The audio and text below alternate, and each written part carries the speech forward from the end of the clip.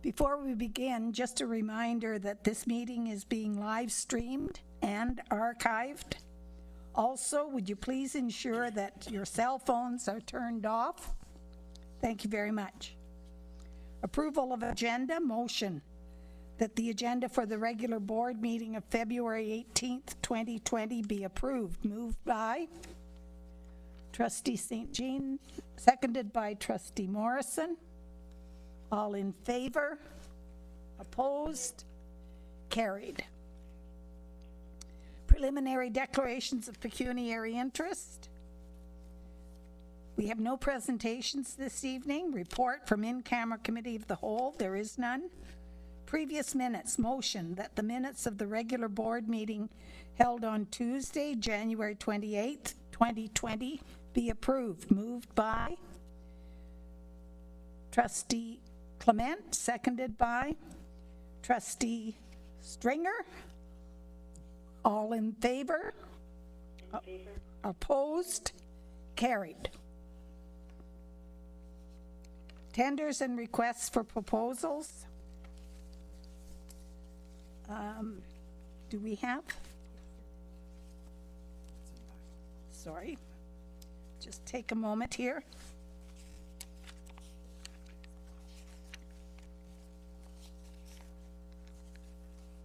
Good. That the board award the contract for Lockerbie Composite School heating plant, building control system, and electrical distribution upgrades, tender number 2019-08 to Ainsworth Incorporated for $1,433,222. Moved by Trustee Morrison, seconded by, need some help. Thank you. Trustee St. Jean. Question, Trustee Morrison. Through you, Madam Chair, I have no problem with this. I'll be supporting this, but just a question, if I could, through you to a superintendent of business. This seems like a really large amount for building control. So is this a major electrical building control upgrade project? Through you, Madam Chair, essentially this project entails changing of all the boilers.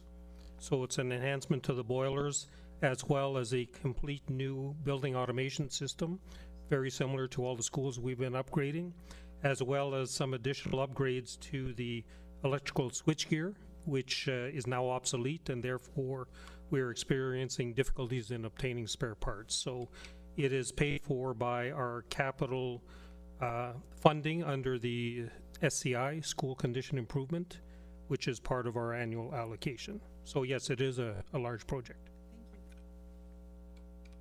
Thank you very much. Did I call the question yet? Thank you. I didn't call the question? Oh, I have a mover and seconder. Thank you very much. All in favor? Opposed? Thank you. New business 2020-2021 school year structure, and I'll call on Director Blazik to take a look at that. You missed reports and recommendations from board committees. There are none? Okay. Thank you. Director Blazik. Thank you, Madam Chair. If you could look in your agenda towards the back, you'll see the Rainbow School Board overview of the school year calendar for 2020-21. There are 3 components to it, but before I get into that, I just want to give you a little bit of background information. We did meet as a school year committee, of which we have trustees here, Trustee St. Jean, and of course Trustee Anita Gibson. We're part of that group. We met on January 13th with a number of our partners, and we discussed the school year calendar at that time. Like I did there, I'll just remind folks that we have to deal, or we don't have to deal, but we have to coordinate our PD days and our school year calendar and start dates, etc., and so that they are able to facilitate transportation. So that includes the French Catholic Board here in town, the French Public Board, and of course the separate school board here in town. We also have to be considerate of two other boards, and that is Huron-Superior, of which we have a common service area, which is the Espanola area. And of course, we have the Algoma District School Board. And the reason why we have the Algoma District School Board is part of that because they're connected to Huron-Superior. So there are a number of stakeholders that are involved in this as it relates to finding some commonality. The other piece is, of course, we have collective agreements that we must abide by in terms of the language. And we have one particular, and that is with EDFO. And so they have some pieces in their language that relates to when we can when we need to consult our school year, etc. And finally, we also have to make sure that we're in compliance with the ministry. And the ministry has outlined at least 7 PD days, but probably more important this year because it was a bit of an awkward year in terms of working forward in terms of the 2020-21 school year. The number of days between Labor Day and June 30th was a little bit complicated in that it's tough to find 194 school days without starting before Labor Day weekend. And I just want to note, and this is something I didn't have prior to that meeting, but I've since received it from the ministry. And it's just a reminder that the ministry, and so this is good work on the part of the trustees and the committee, you'll see in a second. It said, please be reminded that it is possible to meet the provincial reg requirements of 194 school days while permitting students to return to class after Labor Day. So that was our focus. We tried to make sure that we didn't have students trying to attend, or not trying to attend, but being scheduled for classes prior to Labor Day weekend. So we are very much in, not only in compliance, but I think in the true spirit of what the reg is all about, trying to make sure that we found the PA days and the school days in between Labor Day and June 30th. Having said that, we did have to work with one of our, I said earlier, one of our unions in order to facilitate that in terms of having that structure in place. And you'll see what I'm referring to when I walk through the actual school year calendar. Just a note though, before we get to the crux of it, we do have to have at least all 4 school boards have to have an understanding that they will be facilitating this and agreeing to the said dates, and there will be a common communication. And when we look to Nicole Charette, our communications officer, she'll be coordinating that with the other boards. So this again is a draft. Even though we pass it, it is draft upon all 4 boards approving it, which will probably not happen until the end of this month. And so after the last board has completed their ratification of sorts, or moving of the motion rather, it would then be sent out by Nicole in coordinating the work with the other communication officers to ensure that we're all on the same page. Having said that, I also want to make sure that you understand when she communicates, quite often we include the Huron-Superior and Algoma board, which sometimes can get confusing because they do have some different dates. So just be aware of it. If you're looking at something that says Algoma and RDSB, they will be different. Okay, so just to clarify that before we even begin. Should you pass it, by the way. So let me walk us through it. So again, we have to have 7 PA days, and that's mandated by the ministry. And so if I can just look at, if you can look at the attachment, you will see that we have the professional activities starting September 2nd, September 3rd. Those are 2 days prior to Labor Day. So that would be a Wednesday, Thursday prior to the Labor Day weekend. So again, staff would be coming to work on those particular days. We also have an October 2nd PA Day, November 23rd, February 5th, April 19th, and June 11th. Again, I just want to note there are some of those days are prescribed by the ministry in that they are designated according to provincial legislation, and some of them are prescribed based on collective agreements. For example, if you look at June 11th and if you look at February the 5th, those 2 are based on collective agreements, commonly referred to sometimes as assessment evaluation day for EDFO, and a turnaround day, sometimes referred to, and those are promotional meetings at the secondary level. You'll also notice that we're on the front end. We have, first semester, most of our PA days are targeted, which I'm very much appreciative about, because that, to me, that is a much better fit, because if you can get the PD in the front end, you're using it for the entire year, which I think is a real bonus. So I really appreciate that. So having said that, our students do not start, of course, until September the 8th, and that is the first day of school. Again, this is kind of the last 2 years, the previous 2 years, we've actually had PA days on that first day, which was a Tuesday. So this year, we're looking forward to a regular start in that we'll be starting on the Tuesday following the Labor Day. And of course, if you're looking at the Thanksgiving weekend, the Christmas break, I will tell you that Christmas break was a consideration for having school. Having students attend, but again, that would have created what's called a modified calendar, and we did not want to go there. A modified calendar means you have to get approval from the ministry as well. As it is right now, we do not have to apply to the ministry for a modified calendar because we have recognized their calendar, and their calendar includes, their suggested calendar rather, a Christmas break that is provided during the time that you see noted, and I will give you those exact dates again. So if we're looking at December, it's from the 21st until the 31st, that 2-week duration. And then again for the March break from the 15th to the 19th. If you were to touch either one of those two, or if you were to extend the school year into July, or started before September 1st, you would have had to have had a request for a modified calendar. We are not in that position, so I'm thankful for that. You will also see that we have at least 5 exam days for each semester. So if we're looking at the number 3 where it says examination dates, January 29th to February 4th, and again, that's the end of the first semester. And then, of course, the 24th to the 30th of June, which would be the end of the second semester. It's also of note, though, June 30th is the last day of school. So those, and again, that's in compliance with the ministry expectations. The other piece that I think we need to be cognizant of is that when we design commonality between boards, we're also ensuring that we have a much better rating as it relates to our transportation services. Because when we have common dates, the ministry recognizes that we've reduced our costs and that we're working hand in hand with each other. When you don't do that, that means one board will have to pay a much larger sum in order to get the transportation provided for their particular board, but you're actually paying for a route that was created for all 4 boards.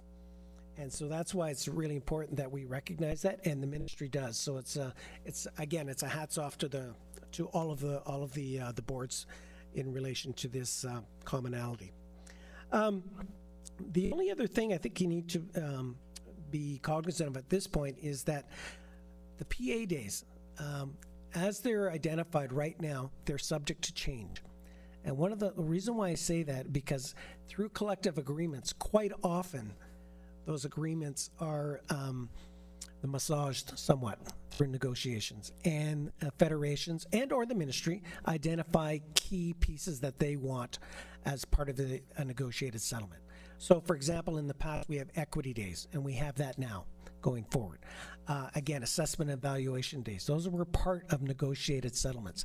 So we don't know at this moment what that might look like in terms of the 7 days that are coming up. So that's not a bad thing in itself, but the one of the more challenging components of it, though, is that with the PA days for us, we are experiencing less and less control in terms of having needs met according to board criteria or what our board preferences. So we just need to be cognizant of that going forward as well. So having said that, you have before you the dates for the school year calendar. I've gone through the various PA days and of course the school year structure itself. I don't know if there are any questions. I could. Trustee Morrison? Through you, Madam Chair, to Director Blazek. Norm, the September 2nd, September 3rd PA day at the beginning of the school year, which is unusual for 2 back-to-back days before students appear, are at least one of those school-based school improvement planning? We have not targeted those 2 days yet. Okay, but I will tell you that in order to find agreement, on one of the 2 days, half of the day was negotiated with one of the federations. Okay. That's all I can tell you at this point. Typically, though, one of those days would be something along the lines of startup school improvement planning, typically, but that remains to be completed at this time. Thank you very much. Any further questions? We have a motion. motion that the board approve the 2020-2021 school year structure for elementary and secondary schools. Moved by Trustee St. Jean, seconded by Trustee Stringer. Any further questions? All in favor? Opposed? Thank you. Carried. Request for leave of absence, and before I do that, I'd like to just mention something I should have mentioned at the very beginning, and that is that Trustee Stringer and Trustee Cosmerly are attending this meeting electronically. And for Trustee Stringer and Trustee Cosmerly, everyone is here except the following person, and this is the motion, that Judy Hunda be granted a leave of absence from the February 18th, 2020 board meeting, moved by Trustee Judy Hunda and Trustee Linda Debosky, be granted a leave of absence from the February 18th, 2020 board meeting, moved by Trustee Morrison, seconded by Trustee Clement. All in favor? Opposed? Carried. We have some bad weather conditions, so people are certainly making their valiant efforts to come out, and I thank you for that. Director's remarks. Thank you, Madam Chair. I have a few things to bring forward today. As you can imagine, the labor action has challenges on a number of fronts, and so I'm going to have some of my colleagues speak at more specific with regards to a few of them. But one of the things that has come up is the Ontario Secondary School Literacy Test, or in some cases, the Ontario Secondary School Literacy Credit Program. And so one of the challenges is that typically we would have there is going to be a test coming up very shortly. And one of the criteria for the OSSLT, there is preliminary work, and it was to start on February the 6th and be completed by February the 19th.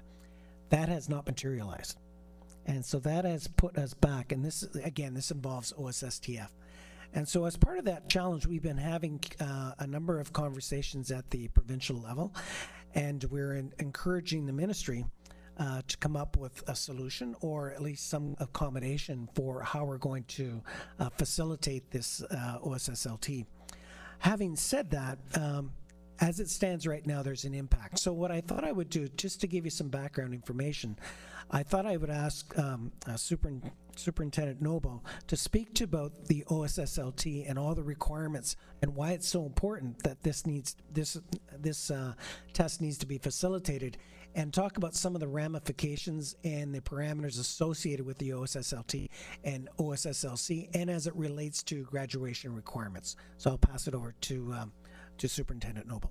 Okay, thank you. As everybody knows, there is a literacy requirement for graduation, and that consists of a student either passing the OSSLT or the Ontario Secondary School Literacy Test, or if they are unable to pass that test, they would enter into the Ontario Secondary School Literacy course. Now, to get into the course, you must have failed the OSSLT once. So it isn't that you arrive at grade 12 and you can just get into the course. You can't. You have to have taken the test. So right now we've taken a scan of the Rainbow District School Board and looked at the number of grade 12 students who currently have not completed the test. So in other words, they are in grade 12 and they have not ever attempted the test. And we have 6 students in this position right now. And you probably have the question, well, how do they get in this position where you have 6 students who have never tried the test by the end of their 4th year of high school? Well, in some cases, the students are transferring from another province or another country. In some cases, we are receiving students from other boards where they have a larger rate of deferral than the Rainbow District School Board. In some cases, you have students who are coming to high school in their 4th year after being homeschooled.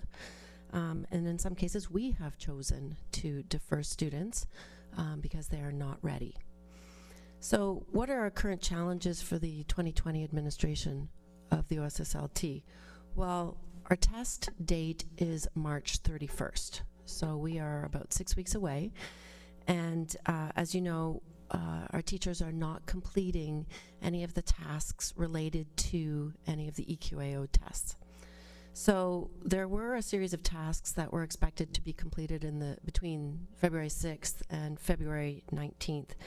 And these tasks were identifying, adding, deleting students that would be eligible to write. So if you had a student move out of your school, you had to take them off your list. If you had a student added to your school, you had to add them to the list and make sure that EQO was aware of all of the students that were on your list to write. We also had to complete the ordering of special versions of the test, and those might include a large print version. It also might include a version for assistive technology. We also had to verify the order of our tests, and we also had to indicate all accommodations and deferrals for the students who were going to be writing in March. So as you know, the teachers have been not been completing these tasks, so none of those tasks have been completed moving forward. There's also a series of tasks to be completed after February 27th up until the test, and that includes printing tracking sheets, and it also includes managing any last-minute addition or deletions to your list of students. One of the major problems moving forward in preparing for writing the OSSLT is, of course, that our teachers will not be supervising the test, which also means that any scribes required for our students would not be in place. There are, in some schools, a very large number of students who require scribes, and you could not have a principal supervising cafeteria full of students, especially in a situation where you've got large number of scribes expected to support student writing. So those are all the challenges we're facing. So moving forward, it has been recommended that the 6 students that we have in the position who are in grade 12, who require this test to be completed in order to make them eligible for graduation, that we move into an adjudication process. So the adjudication process is a principal would be required to collect 5 samples of student writing for each of these 6 students, and they're obviously in different schools. And the 5 samples have been laid out by EQAO. So one is a reading narrative text, one would be a reading graphic text, one would be reading informational text, one would be writing a summary. So there's actually 7 choices, and 5 writing samples have to be submitted. So they're submitted to a local adjudication panel, and we have Heather Gaffney, who sits on that panel, Tiffany Roberts, who is our literacy coordinator, and Andrea Kleinstuber, who sit on that panel. They do feel that 6 students would be manageable for them to go through the adjudication process. And when we looked at the history of our number of students who have gone through the adjudication process, we've only ever put forward 1 student in the past 13 years through the adjudication process. So it's not been required, but we are eligible to put students through. So we found the language under number 1. Students would be eligible because they were never able to write the OSSLT because of illness, injury, or other extenuating circumstances. So we feel that moving forward, this is an opportunity for us in case the test does not move forward, and we will be able to support our students who need this as a graduation requirement. Thank you very much. Any questions? Director Blazek? So just as again, as part of the conversation at the provincial level, there is some thought that possibly the grade 10s would write in the fall if they don't get to write this spring. Not sure if we're going to land there, but that has been a suggestion. So we'll have to wait and see how that unfolds. Our hope is that it's just paused at the very worst, and so we'd have it in place before the end of the school year so that we don't have to do an adjudication. There is also a piece, and you probably, if you didn't know this, we do offer an Ontario Secondary School Literacy course during the summer as well. Not sure if all of those students would be, if they, let's say for some chance that they couldn't do the adjudication piece, they could take that and they would have it by, I guess, August 31st, they would have should they pass? So the students can't be part of the course unless they've failed the test once. So that goes back to the same problem we're having, where we have 6 students who have never even attempted this test. But I mean, it is possible that EQAO could make an exception and allow the students to take part in a course, but currently that is not an option.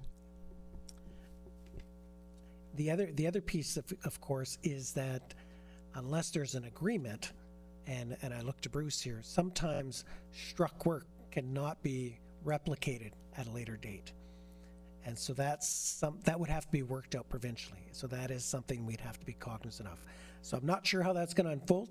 I will tell you that there is a lot of conversation that we need a decision by March the 12th, March 13th, so that boards can make that final determination of how things are going to unfold.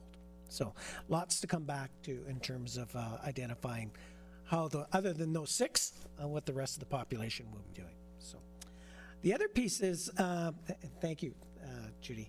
The other pieces I wanted to bring to your attention is the cancellations or the pauses or the scaling back of some of the programs or offerings that we have throughout the school year. So I'm going to mention a few, and some I will just, again, I'm going to ask some of our folks to speak to it. But you should know that the Northern Ontario Music Fest has canceled. They've identified it publicly that they have canceled. So that is, it's unfortunate, but that it is part of the, it's a result of the labor action. The other one is that it is being scaled back is Science Fair, and I'm going to ask Superintendent Noble to speak to that again. So again, Science Fair is going to look a little different this year, but we are moving forward. The regional Science Fair is proceeding, and that's proceeding April 4th and 5th at Laurentian University in Fraser Auditorium. So to prepare for that, moving backwards, we usually have a board fair. Because we won't be having school fairs, we have stick-handled that a little bit, and we have morphed it into a showcase. So we know that we have, as a board, 37 spots for grade 7 and 8 students to present at the Regional Science Fair. So right now we know that we have 5 elementary schools that are forwarding projects, and each school has sort of a prorated number of spots that they can put forward based on their enrollment.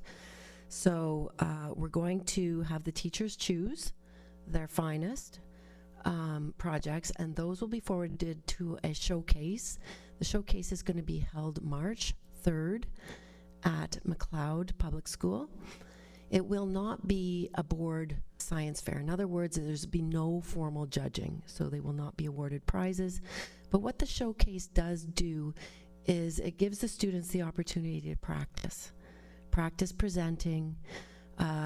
The judges, if you will be students from high schools, and they will give the students feedback on their presentation, and that will put them in a good position to do well at the Regional Science Fair. So it is modified, but we are moving forward, and all our spots for the Regional Science Fair should be filled. Trustee Morrison? Question, if I could, Madam Chair, through you to Superintendent Noble. That's great, Judy, and I'm glad to see that we're finding ways that are respectful of the labor action, but still trying to provide the learning opportunities to our kids. So thank you for that. Do we know the other co-terminus boards are in a similar position? Do we know, are they planning on sending kids to a regional fair? Are they making their own alternative plans? I believe they're making their own alternative plans. I'm not sure whether they will have a showcase like we are, or whether the projects will just be forwarded to the regional fair. So they are planning on participating in the regional fair, however they get there. That's right. Thank you.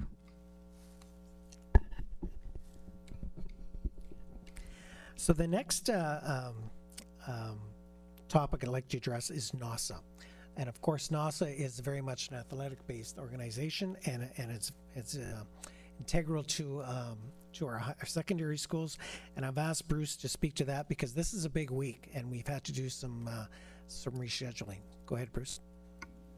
So some good news I get to share, which I'm happy to share, is that our Rainbow School teams have done very, very well once again at the regional level and at the city level. So our volleyball city championships were swept by Llewellyn, and basketball, senior boys basketball, was won by LaSalle. Junior boys basketball was won by Llewellyn. So some great team efforts by Rainbow Schools.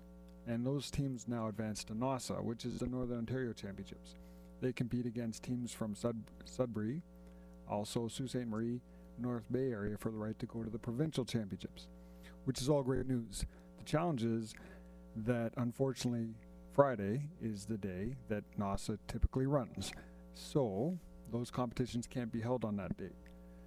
But we do know that some of the best memories any student athletes have from their high school days are those moments of competition, and we want to preserve those. So we're very fortunate to have dedicated conveners, and it's not just Sudbury area, right? Some of these are held in North Bay. Elliott Lake is wrestling. Sault Ste. Marie has some volleyball. North Bay has basketball. Sudbury has basketball and volleyball. So it's on a rotational basis. So these rotating NASA convenerships have to be rescheduled. They're in process of rescheduling right now. For example, AA girls volleyball will be held on Monday. AAA girls volleyball North Bay. Wrestling is rescheduled to Tuesday in Elliott Lake. There's just a few that are in the final stages of confirming, and that's predominantly because the officials also need to be rescheduled. And when we run these tournaments during the day, our officials don't rely solely on their income based on officiating. It's usually a hobby or pastime or a second income. So this requires them to schedule time off their other jobs. So it's very complex to get the officials needed, the venues, and the conveners have to rework schedules and dates to make sure that everybody can participate. So that's been a real challenge for a lot of our different regions, and it's not just Sudbury based. NASA is a partnership between all the school boards in each city, between North Bay, Sault Ste. Marie, and Sudbury. But the good news is that hopefully there's no rotating concerns for Monday or Tuesday next week. Everybody plays at NASA. Good luck to all our Rainbow teams. We thank all our coaches and the conveners for all they do to make this possible. And hopefully then we have athletes participating at the provincial championships the following week, where we've done very, very well in certain sports at certain times. So we're hopeful that things will go smoothly next week, and if there are rotating strikes, that there's certainly hope they're not on Monday or Tuesday.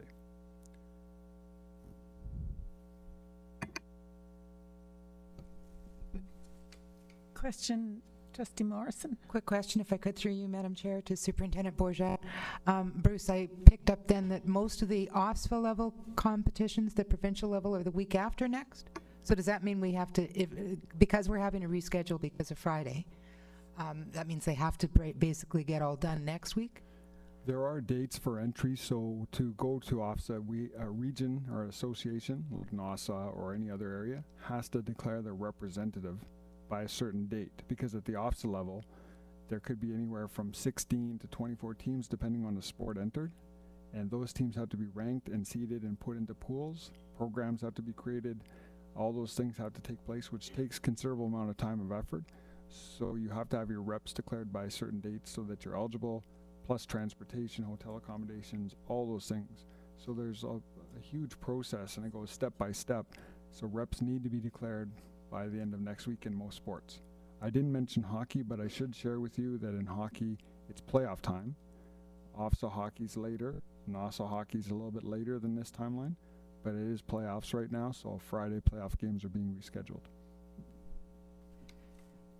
Madam Chair, if I could, just as a last comment, again, I want to thank you again for being respectful of the labor disputes and that situation, but at the same time trying to make sure that our kids still have those wonderful sports-based experiences. Thanks, Bruce. Thank you. So, Madam Chair, there are two other items as it relates to cancellations and, of course, pause and scale back, and that is one is about school trips. And so I thought this was really important that we look at this one, because it's a little different, because we're looking at accommodations more than pausing or scaling back. And so, again, I'm going to ask that Superintendent Bourget speaks to the accommodations in respect to those field trips. So our schools are doing the very best they can to preserve every opportunity for students, once again being respectful of the current labor situation. And many schools are organizing, there's some very memorable experiences again, trips to Montreal for certain programs or things of that nature that are trying to be preserved. In many cases, the principal is trying to attend with many parent volunteers and making sure that the trips continue, because some of these students have been looking forward to this for several years, looking up to grade 8 as this year they get to go on a certain trip or a certain event. In high school, there are trips coming. At this point, that's not currently a struck work concern, but hopefully it will remain on the good side of the list of do's and don'ts. But certainly principals are taking and making every effort to preserve these opportunities. There are cases where things have to perhaps be postponed or rescheduled where it's possible, and in some cases where it's not possible, unfortunately, there may be things that don't run, but every effort's being made to ensure that students, for the most part, can have their trips and experiences preserved at this time. We do recommend to our schools and to the people on trips to get cancellation insurance just in case, but right now there's tremendous effort being made in all families of schools. Principals are sharing back with each of their family of school superintendent what trips are planned, what are the plans to perhaps preserve them, and how we can make them work wherever possible. And by and large, many of them are being preserved, but a huge thanks goes out to our principals and parent volunteers for stepping up in challenging times. Thank you very much. Director Blazik? So one other item that and this is just a reminder, that actually, I believe it's tomorrow, we were to send out our elementary report cards. So just a reminder that will not be happening, and we will be sending out a reminder via our website. That was typically the date that they would have received, our parents would have received the Term 1 report card and the kindergarten communication. So that won't be happening, just in case you get any communication in that regard. That, of course, is as a result of the labor action. The other thing is, I just wanted to mention that supply teachers, especially at the secondary level, there is and this is just a heads up, supply teachers are in high demand, but they're in short supply. So that is very challenging for us. So just so you're aware of that, not only at secondary, but at the elementary level as well. And that can pose challenges for us because we're mandated under our collective agreements typically to have somebody in place should somebody call in for whatever reason. We've been doing it, we've been doing okay at it, okay? Let's just say we've been having to use, in some cases, non-unionized staff in order to fill those gaps for supervision pieces. So that can be challenging depending on how many people are away, but just know that there are situations where we have to be very creative in our thinking. And I know it's sometimes it taxes our 3 SOs considerably in order to find individuals to make sure that they can facilitate that role. Is there anything specific, Bruce, you wanted to speak to that, or is that? I will add that Manager of Human Resources, Tiffany Hayes, who's in attendance tonight, has been running extra opportunities for people to become part of the list well ahead of our typical schedules. So in the past where we'd run a certain process once a year, we're finding ourselves under her leadership running it 3 times a year. We're making sure we have presence at teacher recruitment fairs, at Laurentian, at Nipissing University. We're doing everything we can. Under her efforts, we are maintaining ourselves above the watermark, but it is challenging times. The supply and demand is big discrepancy and certainly a challenge for us. But thanks to her efforts and the extra recruitment, we continue to fill the lists. In addition, we are experiencing a higher than usual amount of sick leave requests at this time, which takes away people from our occasional list who are available for daily supply teaching. So when you add that factor in, you can see it's very challenging times, but we're working through it. Unrelated to labor action this time around, but just nonetheless very important. There are some information sessions regarding student transitions. This is in relation to their information meetings. They will be held in the next couple of weeks, and I'm going to give you some details in a second. Again, this involves, for parents, the moving of elementary students to the new secondary site. So that's our grade 6 kids going to grade 7 and 8. And of course, our other programming in the Chelmsford area with regards to the JK to 6 program, and et cetera, and its move. So again, because it falls under Superintendent Burgett's area for both areas, I'm going to ask that he speaks to both of those. We have met with the principals and Sandy Aykroyd and Superintendent Bazinet to discuss what those plans will be. We've set some dates and we're working on some agendas. Those dates will be communicated soon, but we do have plans to follow a similar format to what was run at Confederation and at Llewellyn when we made similar changes to the school structure. And we are going to work through that with parents and invite feedback through carousels after some brief presentations. So the format will be very much similar, and certainly a night to celebrate good things to come and opportunities that the new structures in the schools will enhance for our students, and certainly in partnership with facilities and all the work that's being done and through programming planning. We do know that our students are going to have a very positive experience in some new facilities, and the synergy between the grade 7 and 8s and the high school has been nothing but positive in many regards in all of our other schools, and we see no different for what's coming for LaSalle and for the K-12 model, which is going to be very exciting and unique in Chelmsford. And just to that end, you should know that this week we're hoping to get those letters out to parents. Again, we don't have paper letters. That's a challenge for us, and so it'll be advertised through our website.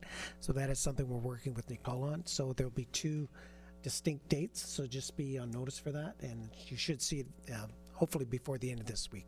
Okay. The next thing I just wanted to bring in, and that's an update with regards to coronavirus. Just so you know, that I know I brought it up, I think that was in January board meeting, that there has not been any confirmed cases or that has been shared with us. So, and you probably would have heard about it on the news anyways, but I just want you to know that we are working very closely with public health, and they have not identified any challenges for us at this point.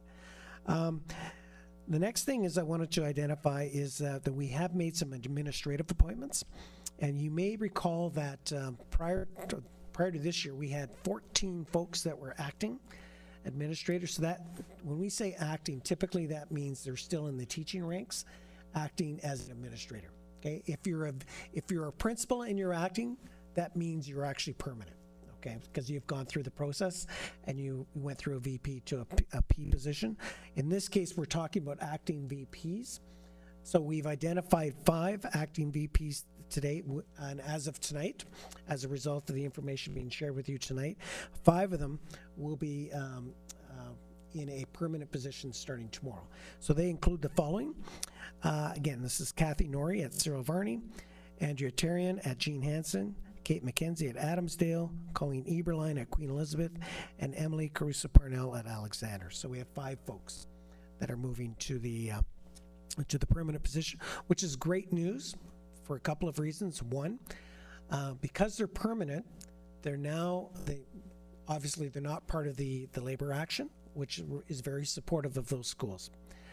The second piece of that is we have the confidence going forward that we don't have to find a spot, because our challenge in the past is about our contraction with regards to the number of schools we have and the number of administrative positions that we'd be able to afford. So we feel comfortable with these 5 going forward. And finally, to this end, all 5 have what they call their PQP 1 and 2, and plus their practicums completed. So we're quite confident. And we've also done the relevant checks, and we're quite pleased with the folks going forward. So we're very happy to share that news tonight. The final thing is for my report, and that is you may or may not have heard, I'm sure all of you have, the LaSalle Recreational Facility got off to a flying start. Some would say a kickstart, depending on your perspective. But we started that last Friday, and so we're very excited about it. And I just wanted I'm going to ask the Superintendent of Business, Dennis Bazinet, share a little bit of data, which I think you'll find very interesting. Thank you. Yes, so essentially we began the rentals of the fields on Friday evening last week. So we had rentals for Friday evening, Saturday, Sunday, and last night as well. And we're terming this a soft start, and the reason I'm using that is since last November, December, we had asked the Fabio Belli Foundation to work closely with the larger community athletic groups, mainly the soccer groups and baseball groups, in establishing an initial schedule for the bookings of the Dome and the various fields. So that initial booking schedule was finalized mid-January and was then passed on from the Fabio Belli group to our facilities department and entered into our community of use online application software, which is the software that will be used for all future bookings. So right now, once again, I've called it a soft start because we're working with roughly 10 different groups in terms of the current bookings. So based on those 10 groups, we have rentals for every evening, Monday to Friday, between now and May 10th, as well as all weekends. So currently we're averaging roughly 10 hours of bookings every evening, Monday to Friday, and the weekends are more in the 20 hours Saturday, Sunday period. And that's great. It's a good start. This is our first week since we started last Friday. So this week and next week, our facilities department is taking that opportunity to iron out some of the challenges logistically with the rentals. And therefore, we foresee that at this point, we would be opening up for additional bookings on our community of use Rainbow portal, which is no different than renting a school, renting a gym, probably at this point the first week of March. So that means that anyone who is interested in renting any of the fields can go on to our portal. They would see what is booked and therefore what is available and could submit their online permit no different than they currently do for any of our gym rentals as we speak. So we're quite excited in what it looks like right now with a limited clientele. And we're hopeful that once we do take the opportunity to open it up to the general public, that we will see some additional permit requests come through. The current groups are more or less our core tenants, whereby they're booking X amount of hours each and every week between that period of now till first week of May. So essentially it's falling into place, and we know there's still a few challenges with the site, parking being one of them, and we experienced that on the weekend. So we're making some adjustments as we speak, as we move forward. So of course it's a learning experience for everyone, and so far, of course, all the feedback from everyone has been extremely positive.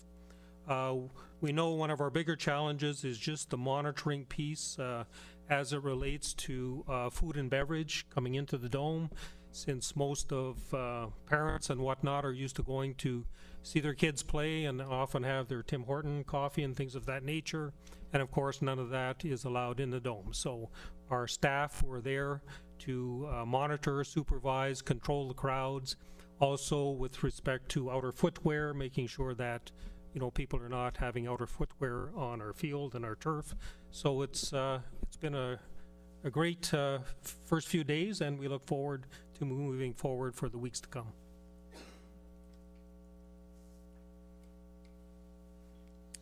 And that's the end of my remarks, Madam Chair. Thank you very much. Trustee Gibson. Thank you, Chair Dewar. I just had a quick question to Superintendent Bazinet. Regarding the community use of schools, does that mean, given that the Dome has been described as like a gym, does that mean that the community use of schools fee schedule applies, that some groups could apply as non-profit groups for to use a recreational facility without paying the fees, or are we updating our community use of schools procedure? Because it's a little confusing if the public think it's like a gym and that this procedure would apply, then you could conceivably apply to use it without charge, etc. So I just wanted to know if you could clarify the actual rules that would apply. Thank you. Thank you. Yes, essentially, we are updating the community of use administrative procedure to include now the fee schedule as it applies to the dome. And essentially, there are no, everyone is paying the same fee. There are, rentals are, for each of the fields is $145 per hour, and there's no deviation for anyone who wants to use the dome. So it's similar in that it's using our portal, but it's not the same rules as it relates to the cost. Thank you. And supplementary information, so that will be updated shortly and a new procedure will come to us? Or would that just be done because it's day-to-day operations? So you would just update that and you just let us know? Yes, essentially, we will update it. It will be posted on the website, and it will be done prior to opening it up on our portal. Perfect. Yes. Thank you. I have a question for Director Vlasic. Yes, yes, go ahead. You, Madam Chair, Director Vlasic, I just wanted to know about the Heritage Fair, whether or not that is going ahead this year or this, I guess, within the next couple of months or not. To date, we are still going ahead with it because that is one of the projects that are typically later in the school year. So we're still going ahead with it at this time. We'll see what the next few weeks bring, but I'm confident that if we can do the science fair, I'm sure we can do the Heritage Fair. Thank you. Thank you very much. OBSPA Director, Trustee Clement. Thank you, Madam Chair. This Friday, we have a directors' meeting in Toronto. It was supposed to be possibly like an update meeting, but as we speak, there's not a whole lot to talk about. So we'll be bringing again the successes and what we're doing, some of the stuff that Norm brought up tonight, and but other than that, there'll be more of an information item for all of us on the weekend. Thank you. Thank you very much. Student Trustee Govro. Thursday I leave for our conference. It's our annual mid-year conference. So I'll be going there on Thursday, Friday, and Saturday.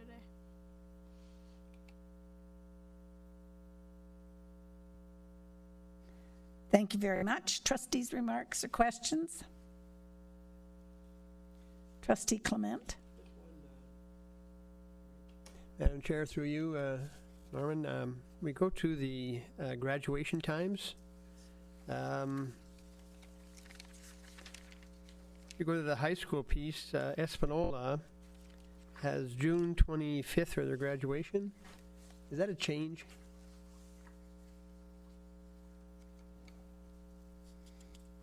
I don't know if it's a change from last year. I know there's a number of high schools that are trying to do what's called a true graduation, which means you're trying to get it as closely aligned to the last day of school as you possibly can.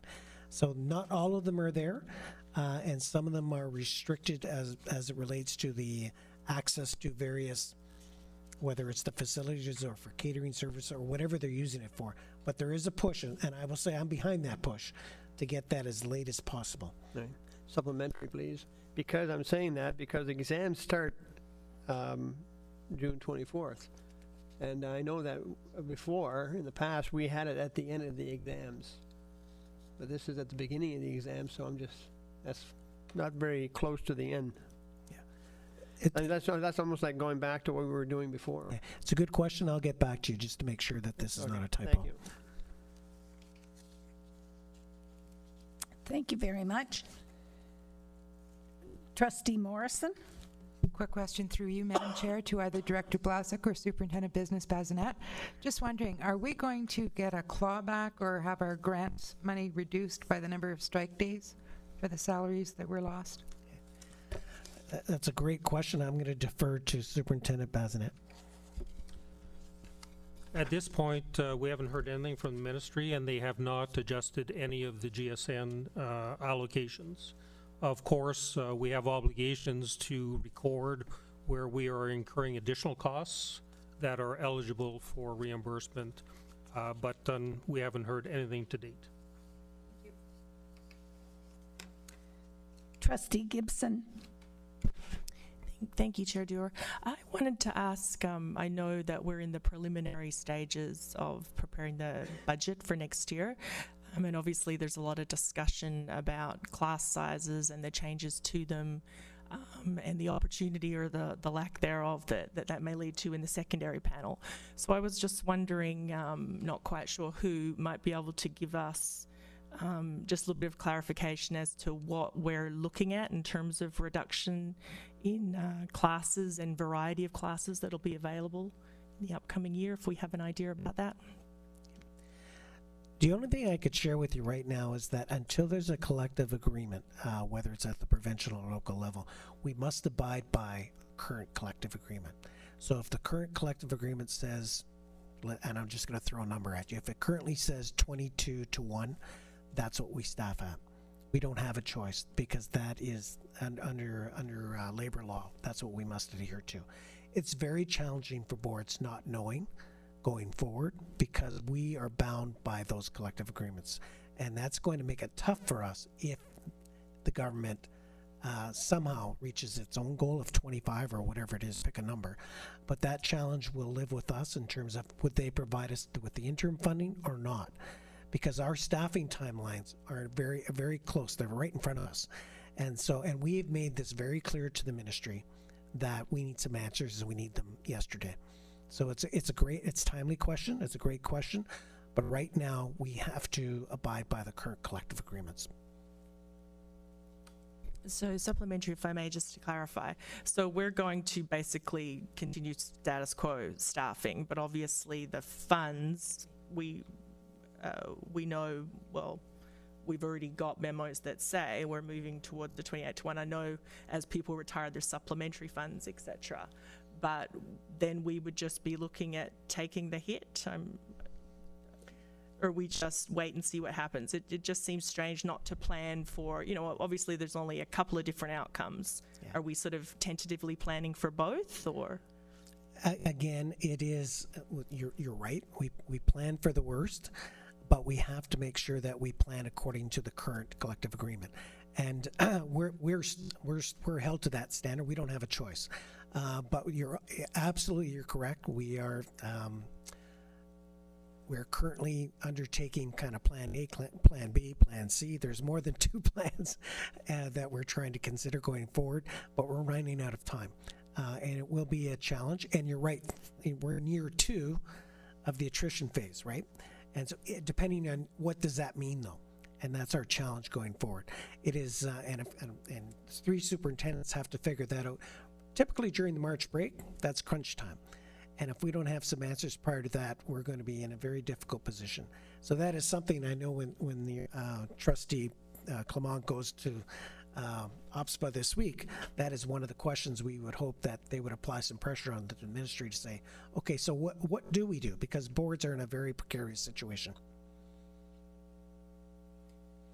So just to piggyback on that, we are doing exactly what every board in the province is doing. I can't speak for other boards, but they have to follow the collective agreements too. Absolutely. Okay. Thank you very much. That's what I wanted to know. So, chairperson's remarks. A record number of students from Rainbow Schools have answered the call of the trades and have signed registered training agreements with local employers.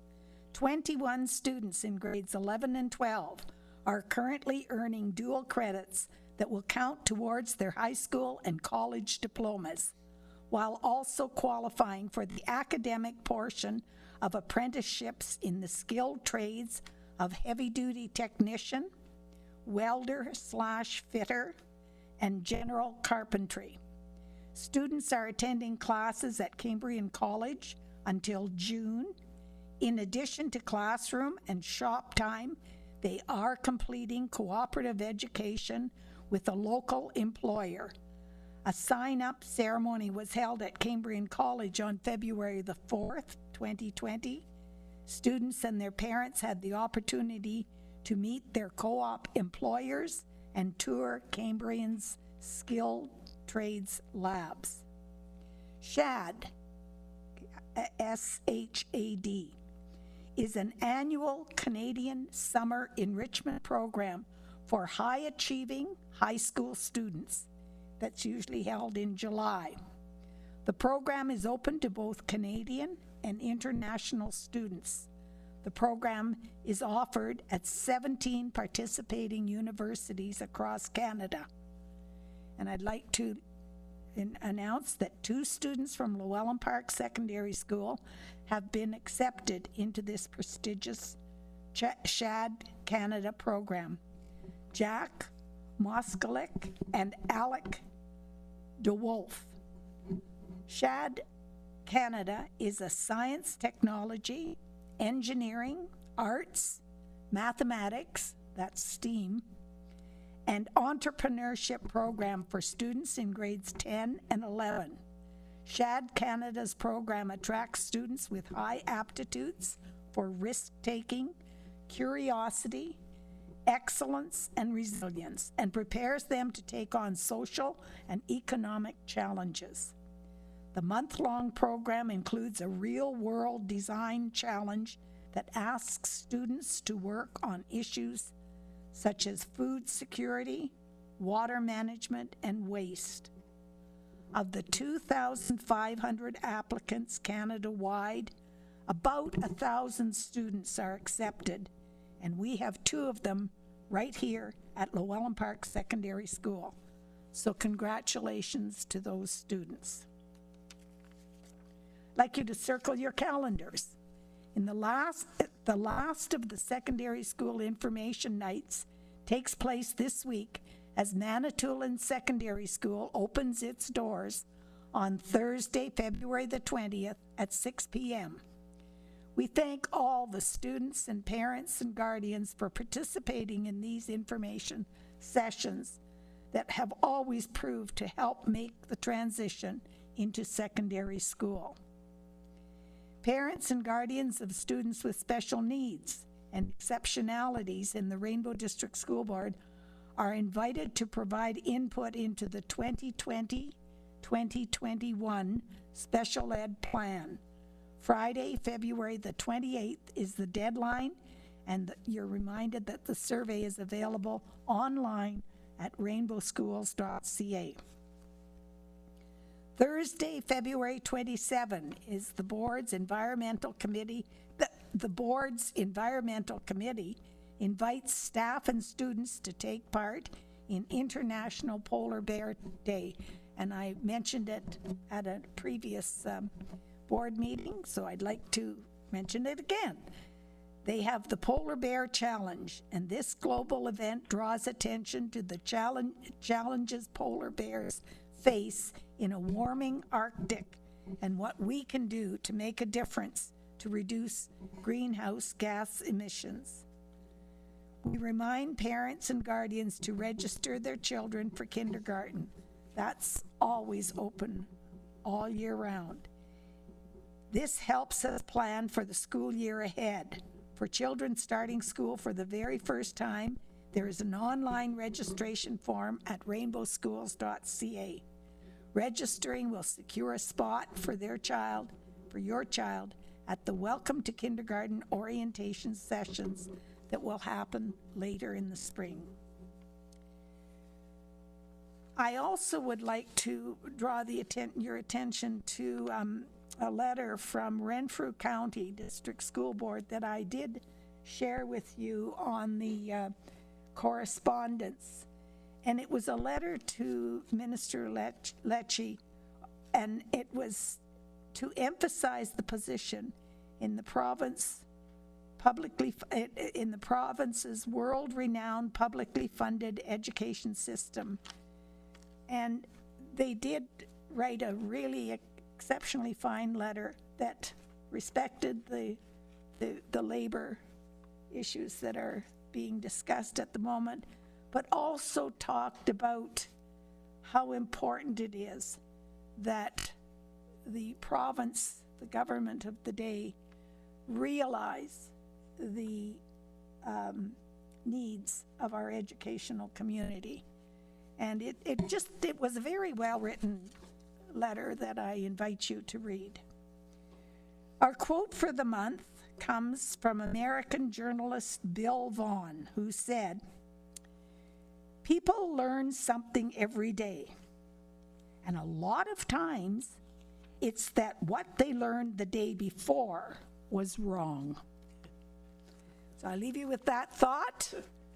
I want to just also, before we take a look at the communications and the future meetings, mention or add my feeling of awe at the numbers of events and the opportunities for education that we provide, and how we are learning more and more of how very busy our staff is. So I thank the staff for everything they've done in the past, and I especially thank the people who are going above and beyond to make sure that our students continue to be able to enjoy special events and so on.